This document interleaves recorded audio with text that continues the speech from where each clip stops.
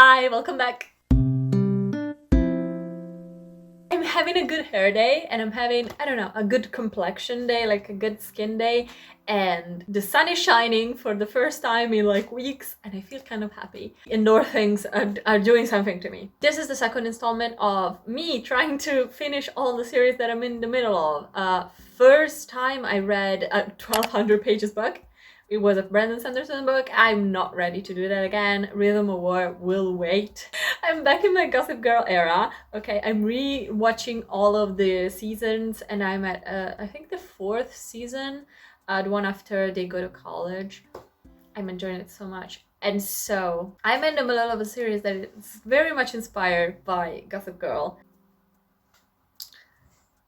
Okay, I just started Daisy Haites in the Great Undoing. This is, I think, the 4th book in the Magnolia Parks universe and the 2nd book's in the Daisy Haites, series, because they're interconnected series and you have to read them in order, which is kind of annoying. I really like this series. I also don't like it. It's very weird to explain, but a series about rich people in London. It's kind of like Gossip Girl without the aspect of Gossip Girl, like the blog, and they are all in very toxic relationship, both with each other and with themselves. You read the first book and you're like, these are all idiots. This is a very toxic relationship. I don't like it. And then you see all these characters grow and it's very beautiful.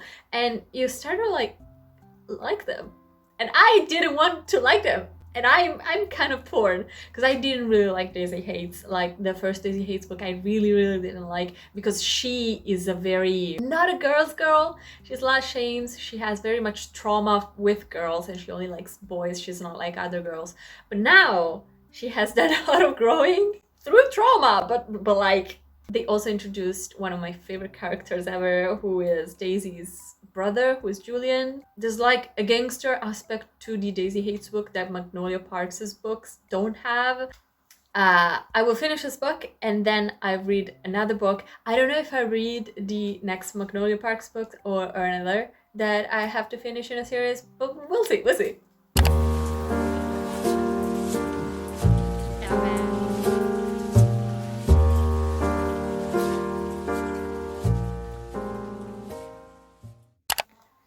Listen, I am on page 200, okay?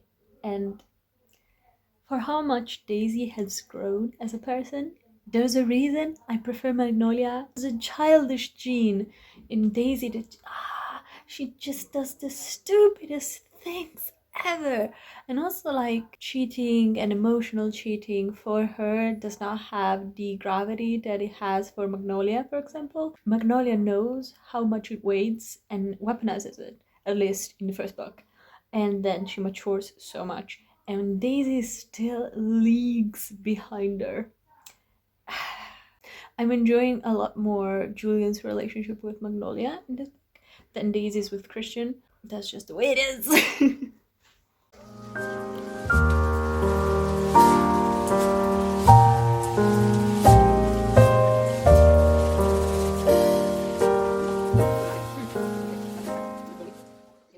Hi, I'm filming for another video, so if you see this exact frame in another video, it's because this is it.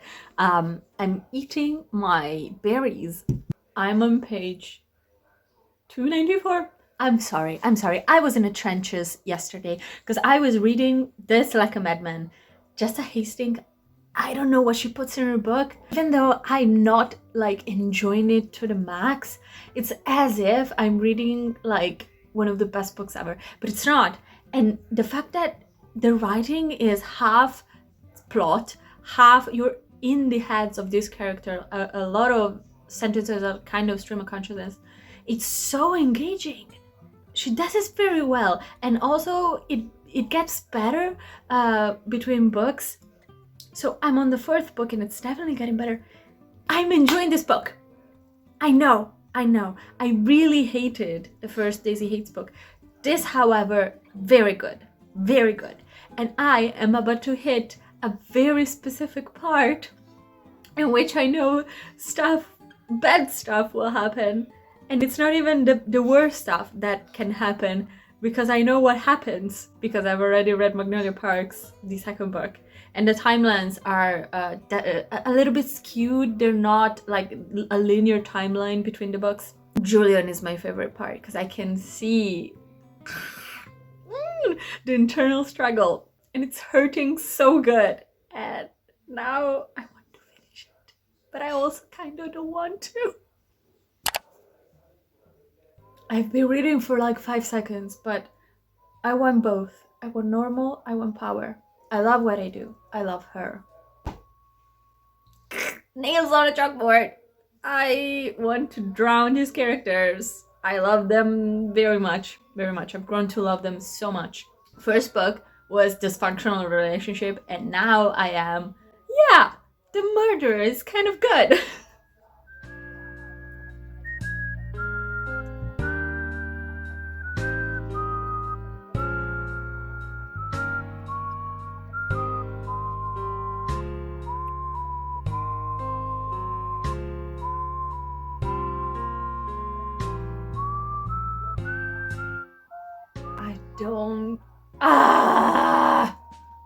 And it's so understandable, but I hate it.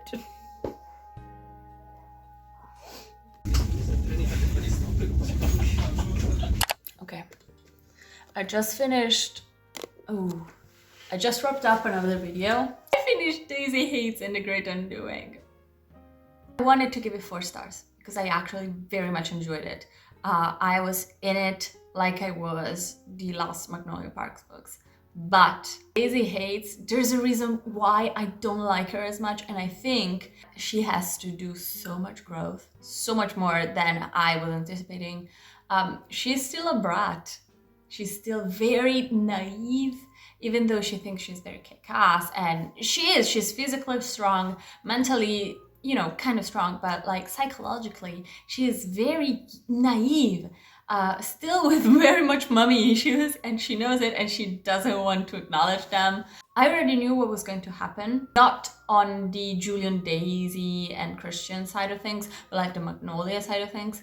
And it kind of killed me to hear Julian see and repeat to himself what happened. It was good.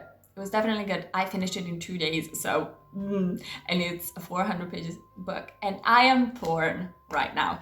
I don't know if I should read the next Magnolia Park books because I kind of want to, and it's available, or I could finish another series, and I think I will, because my Kindle Unlimited subscription is coming to an end this March. I have to finish the Prince of the Sorrow series. So it's a trilogy with a spin-off book, and the 3rd book, it's only on Kindle Unlimited or physical through Amazon, but I don't have any money right now.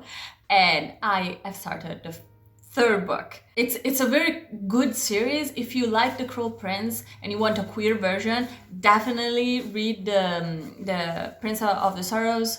I'm so sad because the protagonist Saffron really goes through it, just like Jude in The Cruel Prince, and I don't know what I'll do. I think I will do a poll, maybe on my TikTok or, you know, on my socials, and we will decide together. Oh no, you're crooked. Hi, it's the next day. It's actually a couple next days.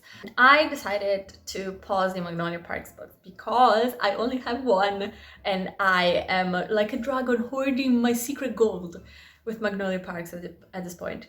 And I decided to start my Kindle Unlimited book, the 3rd book in the Prince of the Sorrow series. I'm enjoying this. I'm enjoying this a lot. Stakes are low in the beginning, but they get progressively higher. And also the love story is so sweet, incredibly sweet. Our protagonist Saffron is very meek at the beginning of the series. Now he's a little bit more, you know, bold with his choices. I want him to get even more bolder. You can do stuff, because I won't spoil it for you, but he gets really strong at one point in the 2nd book. And I don't know, queer romance, it's a very queer book, and I am enjoying it. The writing is very, very good. Definitely descriptive, very folkloristic, and I'm enjoying this. I have to finish this book. I am also, however, reading Exhalation by Ted Chiang because I have like a book club, like an in-person book club that I have to attend for a sci-fi book club, and this is the book for Tuesday, and today is Sunday, and I have to finish it. So we'll see about that. But I hope to finish this book and give you my thoughts in between. Okay. Hi, hello. I just come back from classes, and I am at 20% of the third book in the Prince of the Sorrow series, which I can never remember the title of. I started the book with a strange feeling of why is the protagonist so meek after 2 books of character development? And I was like, why is he so afraid just to follow his path in life? Like, all his dreams are coming true, and I get why he has reservations, because obviously he comes from basically slavery from the Fae. But now I read a scene in which his character like stays strong. I really liked it. In this third book, the protagonist gets to go to a proper school, like the Hiii school, to get a scholar education, and that's all he wanted throughout all of the books, and he is very happy about that. But he also has to wear a glamour to disguise himself as a Hiii, or else he wouldn't get in. He also has a relationship with a prince of the Fae, but nobody can know. And now this prince of the Fae has to like fake a meet cute moment in which they like fall in love at first sight so that they can stay together for the remainder of the year. But their meet cute doesn't go how they planned it. And it's so funny. And I really like that. So now I'm back on track. Decided to go 2 days in Bologna to meet my friend. So it's a hour and a half, hour and 45 minutes of a train ride. And all I have to do is read. I can read to my heart's content. So we'll see if I manage to finish this book by the end of the video. I really hope so, because I have to upload it on Friday. And I'll see you then.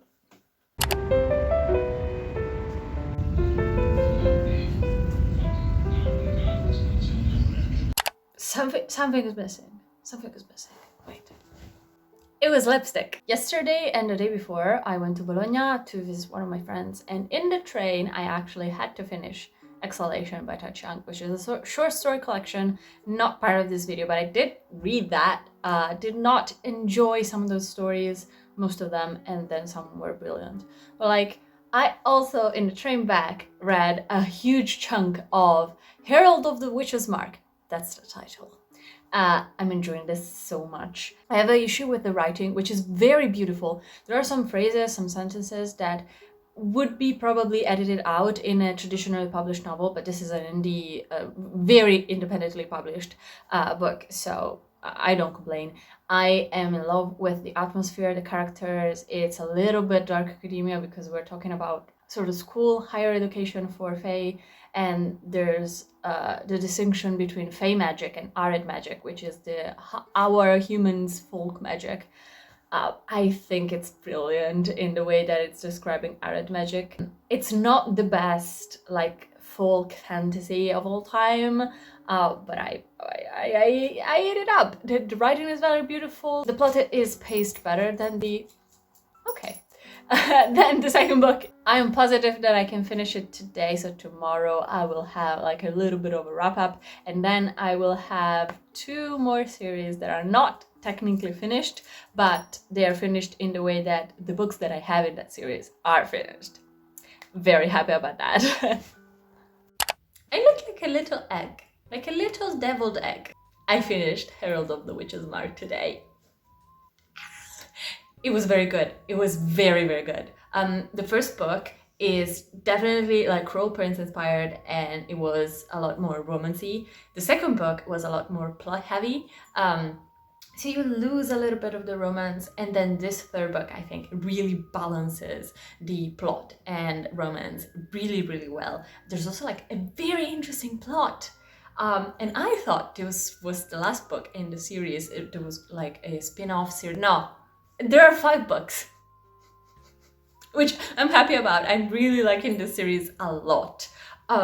The protagonist goes through so much. It's very harrowing to see him suffer so much. If you've read any of Robin Hobb's book, that level of suffering, like that level of suffering, it was, oh my god. I wanted to do a little wrap up very, very quickly. I did not finish, but I progressed on the Magnolia Park series. I read Daisy Haites and the Great Undoing, which I thought I was not going to like, and then it became probably my favorite of the series. I really, really liked it.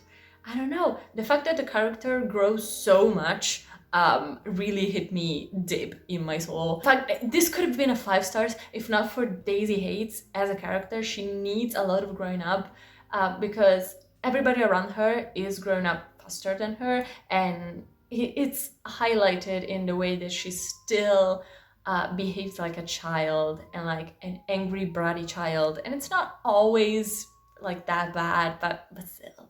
I really like that book. Suspiciously like that book very much. I give it, I think, 4 stars. And then I finished Herald of the Witch's Mark. That was so good. And again, I thought this was the end of the series. It's not, but I still progressed. I've read all the books that are available to me. Magnolia Parks, I need to get the last one, but I don't have it. And Herald of the Witch's Mark still doesn't have a sequel out, so I'm good with that.